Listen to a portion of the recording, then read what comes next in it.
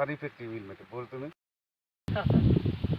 नमस्कार शेतकरी मित्रांनो, मी आदामा प्रतिनिधी. मित्रांनो, आपण आजच्या या ज्या प्लॉटमध्ये आलेलो आहे, या प्लॉटमध्ये पहिले या सरांनी बॅराझाईड वापरलेलं होतं, पण त्यांची तक्रार होती की बा आम्हाला पाहिजे त्या प्रमाणामध्ये रिझल्ट आला नाही किंवा आमच्या शेतातली आळी गेली नाही.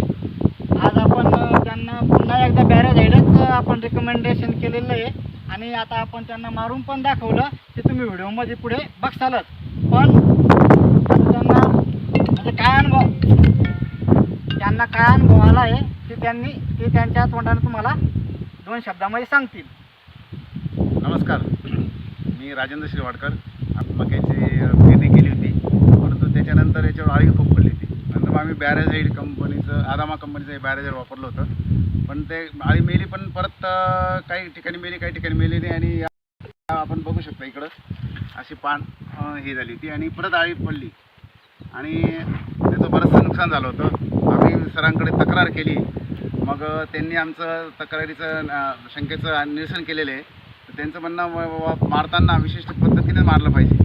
तर त्यांनी ते प्रात्यक्षिक आम्हाला करून दाखवलं. आता तर ते म्हणतात आता तुम्ही आता रिझल्ट उद्या बघा, याच्यात तुम्हाला एकही आळी दिसणार नाही. धन्यवाद. नमस्कार शेतकरी मित्रांनो, हे बघा आपण मकीच्या प्लॉटवरती आलेलो आहे. या शेतकऱ्यांनी पहिले बॅराझाईड वापरलेलं होतं, पण त्यांचं म्हणणं असं आहे की बा आम्हाला रिझल्ट आला नाही किंवा आम्हाला पाहिजे त्या प्रमाणामध्ये आला नाही, म्हणजे अजून आळी शेतामध्ये आहे. तर याची जी वापरण्याची जी टेक्निक आहे ती आपण सविस्तरपणे सांगणार आहे. तर बॅराझाईड आपल्याला एका पंपाला 40 किंवा 50 ml टाकायचं आहे आणि प्रत्येक वेळेस टाकताना बॉटल अशी 5 मिनटं हलवून घ्यायची. हलवल्याच्या नंतर काय आपल्याला याचा असा परिणाम दिसून येतो की याच्यामध्ये 2 कंटेंट असल्यामुळं एक वरती तरंगतो आणि एक खाली बसतो. त्याच्यामुळं आपलं पाहिजे त्या प्रमाणामध्ये आपण शेतकरी काय करतो, वरून डायरेक्ट आपण टाकतो.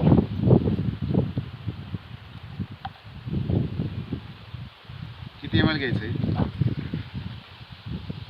40 किंवा 50 ml घ्यायचं. टाकल्याच्या नंतर काय होतं, आपला एकच कंटेंट पंपामध्ये जातो. त्याच्यामुळं आपला फक्त आळीचा म्हणजे प्रादुर्भाव जो आहे तो आपण थांबवू शकतो. पण जे पतंग आणि जे अंडी आहेत ते मात्र तसेच राहतात आणि आपल्याला कालांतरानं 8 किंवा 10 दिवसानंतर परत आळी येण्याची शक्यता असते. त्याच्यामुळं प्रत्येक पंपाला टाकताना बॉटल हलवून टाका आणि एका पंपाला 50 ml टाका.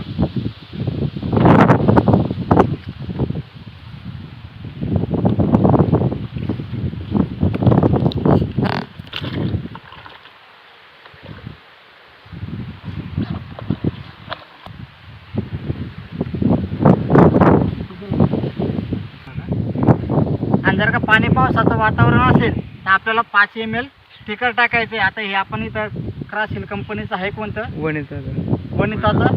वनिता कंपनीचं क्रासिल म्हणून हे 5 ml आपल्याला टाकून घ्यायचं आहे. म्हणजे कसं, जर का कमीत कमी तणनाशक किंवा अळीनाशक ओरल्याच्या नंतर 1 ते 1.5 तासापर्यंत पाणी यायला नको.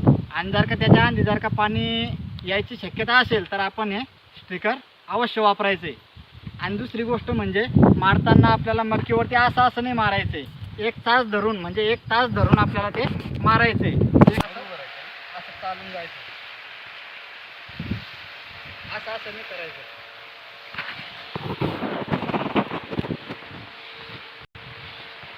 बरोबर झाड पण ओलं होतं आणि काहीच करायचं काम नाही, फक्त पट चालून घ्यायचं आहे.